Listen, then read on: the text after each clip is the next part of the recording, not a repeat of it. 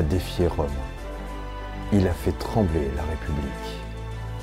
Il a brisé ses chaînes, levé une armée et foutu un sacré boxon dans l'empire le plus puissant de l'histoire antique. Aujourd'hui, on l'admire comme un symbole de liberté. Un héros, un rebelle, un Jean Moulin en jupette. Mais attends, est-ce qu'on parle bien du même type? Parce qu'en vrai, Spartacus, on ne sait pas grand-chose de lui. Pas de texte, pas de discours enflammé, pas de manifeste révolutionnaire. Juste un gladiateur qui a cassé la porte du vestiaire et qui a semé la panique pendant plus de 2 ans, avant de finir en brochette sur une croix. Alors, Spartacus c'est quoi? Un héros de la liberté avant l'heure? Ou juste un gars musclé avec une bonne pub posthume?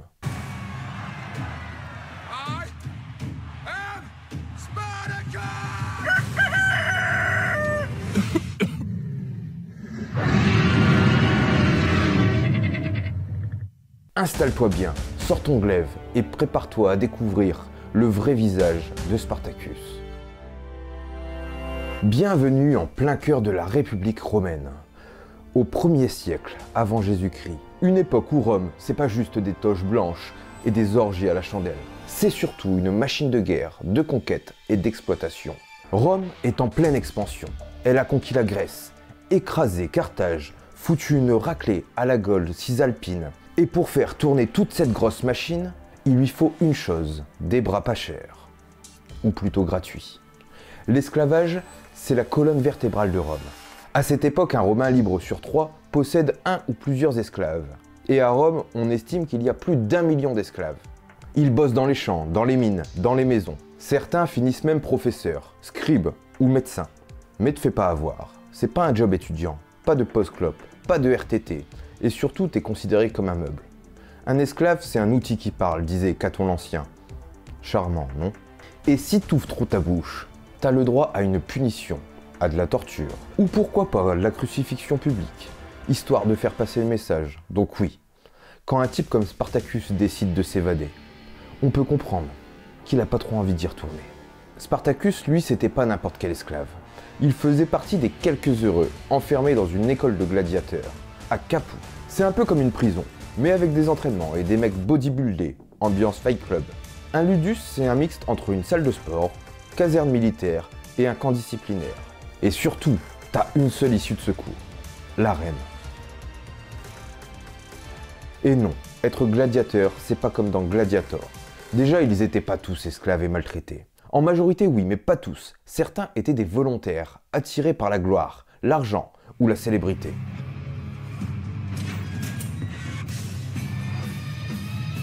Parfois, t'avais même un fan club. On t'écrit sur des poteries, on t'envoie des petits mots d'amour. Célèbre par son épée, par son bouclier, par ses exploits. Le meilleur exemple, c'est Flamma, le gladiateur millionnaire qui a refusé la retraite. Un Syrien qui a combattu 34 fois, un chiffre énorme pour l'époque. Il a reçu sa rudus, le symbole de la liberté. 4 fois il l'a reçu, mais à chaque fois il a préféré le refuser pour continuer à combattre et gagner des primes. Il est mort à 30 ans, couvert de gloire et de richesse. Mais t'avais aussi des mecs comme Marcus Attilus. Il a débuté comme Octoratus, un homme libre qui choisit de devenir gladiateur pour l'argent et la gloire. Son succès a été fulgurant grâce à une victoire dans son premier combat contre un vétéran. Et rapidement, il est devenu une célébrité locale. Mais ça restait l'élite qui parvenait à ce résultat. Les autres restaient des propriétés, des objets de spectacle, des bêtes de cirque. Mais ça n'empêche qu'on ait beaucoup d'idées reçues sur ce sujet. Dans le top, on y retrouve numéro 1. Les gladiateurs se battaient toujours à mort. Mais en fait, c'est faux. Ça coûtait cher d'entraîner des gladiateurs. Trop cher pour les tuer à chaque combat. En réalité, beaucoup de duels s'arrêtaient avant la mort, sur ordre de l'organisateur. Et le fameux pouce vers le bas. C'est une invention. On ne sait même pas comment le public demandait la mort. Idée reçue numéro 2. C'était des esclaves sans espoir.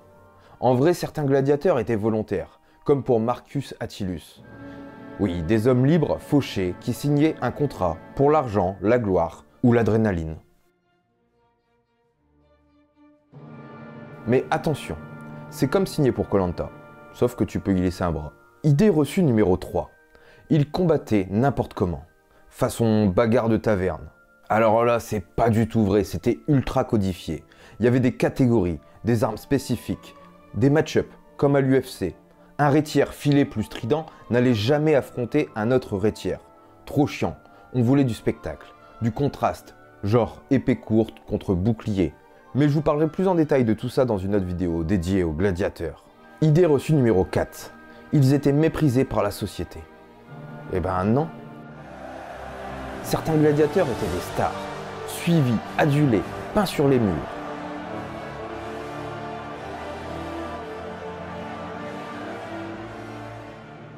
Un peu comme les footballeurs aujourd'hui, bon. Sauf que la prolongation, ça pouvait être une décapitation. Pour résumer, non, c'était pas des machines à tuer sans âme, mais c'était pas des héros tragiques non plus. C'était des hommes objets, utilisés pour faire vendre du sang, des cris et du pain. Et Spartacus, dans tout ça, il en avait marre. Marre de faire le show, marre de servir de chair à divertissement. Alors il a fait ce que personne n'osait faire. Il s'est barré. Et attention, il a emmené l'enfer avec lui.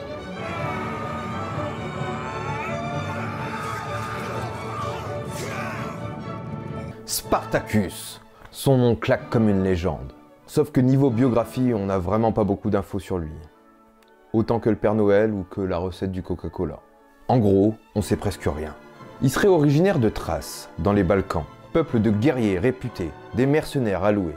Certains disent qu'il aurait servi comme soldat auxiliaire dans l'armée romaine, avant de déserter et de se faire capturer. D'autres prétendent qu'il aurait été vendu directement comme esclave. Bref, c'est flou, ça se contredit et les sources sont maigres. Une chose est sûre, Rome ils l'ont pas mis en cage pour ses talents de tricot.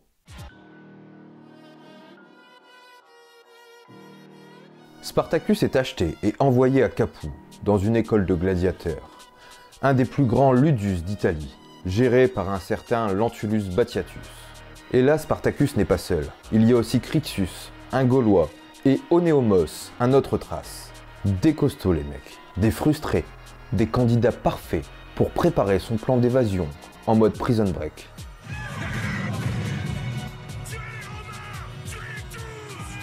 Avec une trentaine de types, ils décident de se barrer. Et là, pas de miracle. Ils volent des couteaux de cuisine, se battent, prennent des armes et fuient en direction de Vésuve. Des esclaves, des gladiateurs, réfugiés sur un volcan. Le film est déjà bien lancé. Et là, ça explose, des esclaves en fuite les rejoignent. Puis d'autres, et encore d'autres. En quelques mois, ils passent de 30 à plus de 70 000, voire 120 000 selon certaines sources. En gros, un mec inconnu décide de faire une fugue. Et c'est tout un continent qui le suit derrière. Alors forcément, une question se pose. Spartacus, survivant ou révolutionnaire? Est-ce que Spartacus voulait simplement fuir avec ses potes, retrouver sa liberté et se planquer dans la montagne? Ou est-ce qu'il rêvait d'abattre Rome, de libérer tous les esclaves et de faire tomber l'ordre établi? Les sources le disent pas clairement. Et c'est là que le mythe commence. Parce que l'histoire aime les héros simples. Mais Spartacus, lui, il n'a rien laissé par écrit. Aucun discours, aucun programme politique, aucun manifeste révolutionnaire. Juste des actes violents, massifs, chaotiques. Et ça, c'est assez pour que chacun l'interprète comme il veut. Héros libérateur, stratège militaire, barbare en colère. À ce stade, on a surtout un type furax, mais qui sait mettre des bourre-pifs comme il faut. Et une Rome qui commence sérieusement à transpirer. Bon, petit rappel avant d'aller plus loin. Ce qu'on sait de Spartacus, on le sait par ses ennemis, les Romains. Ceux qu'il a humiliés, battus et rendus foudrage. Un moraliste grec qui écrit un siècle et demi après les faits. Il s'intéresse plus à la vertu des grands hommes qu'à la vérité brute. En gros, il écrit des portraits, pas des procès-verbaux. Lui aussi écrit bien après les événements, au IIe siècle, et il adore les grandes fresques tragiques. Il raconte la guerre de Servile comme une épopée dramatique, façon tragédie grecque. Émotion, sang, fatalité, tout y est. La rigueur historique un petit peu moins. Peut-être l'un des seuls contemporains directs, mais on n'a quasiment rien de lui sur Spartacus. Des miettes, des mentions, des rumeurs.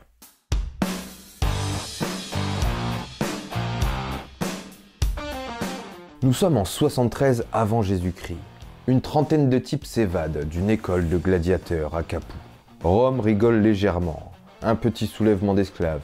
On va régler ça vite fait. Erreur colossale. Spartacus et ses hommes fuient vers le mont Vésuve. Oui, le volcan. Stratégie ou coup de bol, en tout cas, c'est un bon choix. Les Romains envoient des troupes locales, mal préparées pour les mater. Résultat, une défaite, puis une autre, puis encore une. En quelques mois, Spartacus devient l'homme à abattre, et il attire des milliers d'esclaves en fuite, des bergers, des ouvriers, des anciens soldats. En moins d'un an, ils sont des dizaines de milliers. Et là, on n'est plus dans la révolte, on est dans une armée, une vraie. L'épisode du Vésuve est un chef-d'œuvre tactique. Les Romains l'encerclent. Spartacus fait descendre ses hommes par une falaise à la corde, et il attaque le camp romain par derrière. C'est une victoire totale, écrasante et humiliante. Ensuite, il pille. Il se déplace rapidement. Il utilise les montagnes, les forêts. C'est pas que des barbares en fuite. Il y a un cerveau derrière tout ça. Mais à ce moment-là, les premiers doutes. Où va-t-on? Spartacus veut peut-être fuir vers les Alpes pour rentrer au pays. Mais Crixus, son bras droit gaulois, veut rester, combattre Rome. Le résultat, une scission, deux groupes, deux visions, deux destins. Crixus reste affronter les Romains, mais se fait massacrer. Spartacus, lui, continue vers le nord. Et là, c'est le moment clé. Il y est, à deux doigts de la liberté. Les Alpes sont devant lui. Et là, retournement monumental. Il ne traverse pas. Il fait demi-tour. Et il redescend vers le sud. Mais pourquoi? Veut-il marcher sur Rome? Rassembler plus d'hommes? Certains historiens disent qu'il aurait pu marcher sur Rome. D'autres pensent que Rome n'a jamais été à sa portée. Ce qui est sûr, c'est que le retour vers le sud, c'est le début de sa fin. Rome panique, et là, elle arrête de rigoler. On envoie Crassus, l'homme le plus riche de Rome, qui rêve de gloire. Il applique une méthode simple et très romaine, la terreur. Il rétablit la discipline dans les troupes, avec des exécutions collectives. Oui, la fameuse décimation. Un soldat sur 10 est tué, au hasard, pour l'exemple. Puis, il traque Spartacus comme une bête. Spartacus tente de fuir encore. Il cherche à quitter l'Italie par la mer, mais il est trahi par des pirates. Crassus finit par l'encercler en Lucanie, dans le sud. Spartacus lance une dernière charge désespérée, et il meurt au combat. Son corps ne sera jamais retrouvé. Et pour bien montrer que l'esclavage, c'est pas une option, Crassus fait crucifier 6000 survivants le long de la Via Appia, sur 200 km. Alors, révolte ou guerre?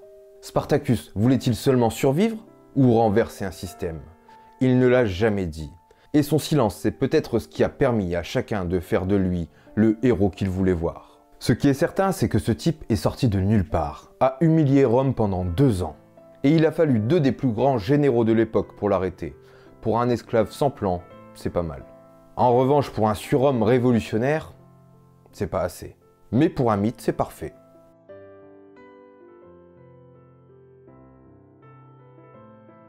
Spartacus, héros de la liberté. Ok, mais quelle liberté? Pour qui? Et pourquoi faire? Parce qu'au fond, plus on creuse, moins c'est clair. Pas de lettres, pas de discours, pas de manifeste politique. Rien. Tout ce qu'on sait, c'est ses ennemis qui l'ont raconté.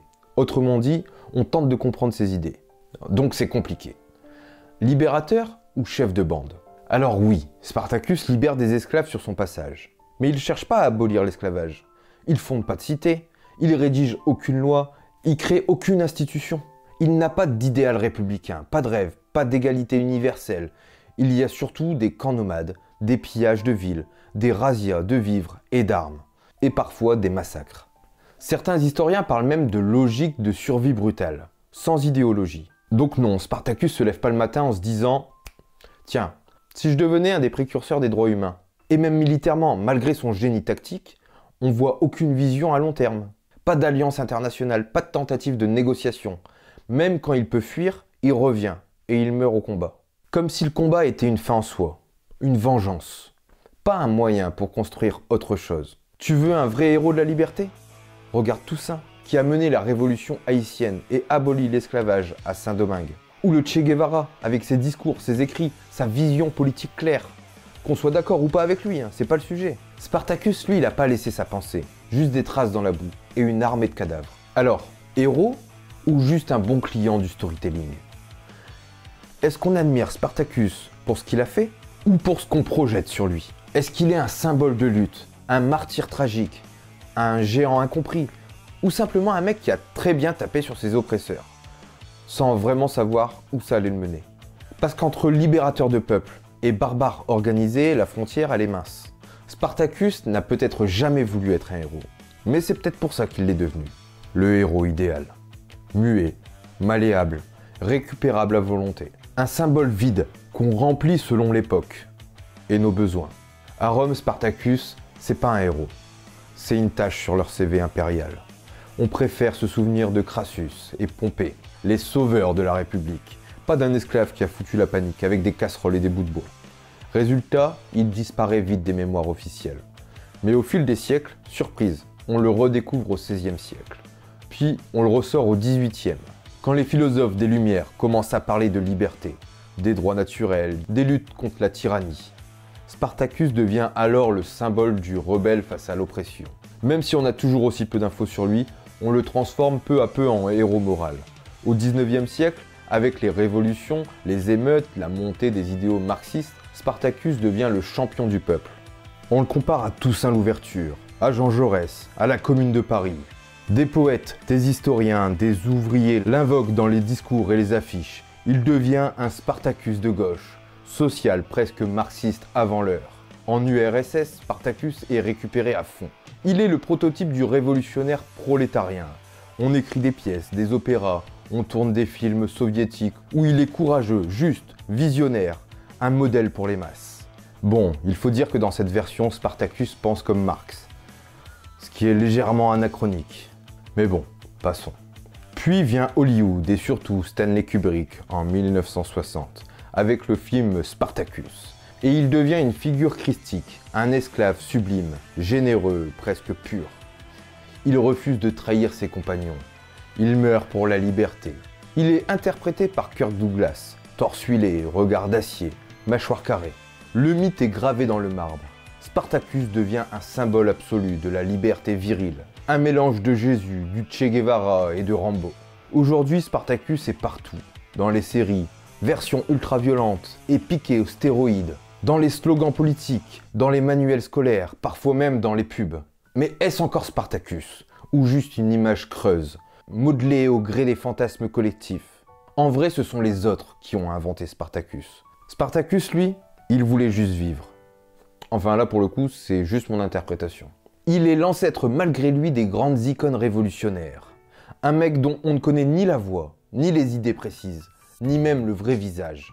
Mais qu'on a transformé en héros de la liberté, en figure christique, en idole virile, en esclave rebelle, en modèle soviétique, en poster de salle de muscu. Tout ça pour un gladiateur qui voulait peut-être juste rentrer chez lui. Alors, héros de la liberté? Peut-être. Héros surcoté? Aussi. Ce qui est sûr, c'est qu'il incarne un fantasme bien humain. Celui de se lever contre l'ordre établi, même si ça finit mal. Très mal. Et au fond, est-ce qu'on admire Spartacus? Ou est-ce qu'on aimerait être à sa place? Prêt à mordre l'histoire à la gorge? Ainsi s'achève l'épopée du seul esclave de l'histoire qui a failli foutre Rome en PLS. Tout ça avec un gourdin en bois et des potes en sandales.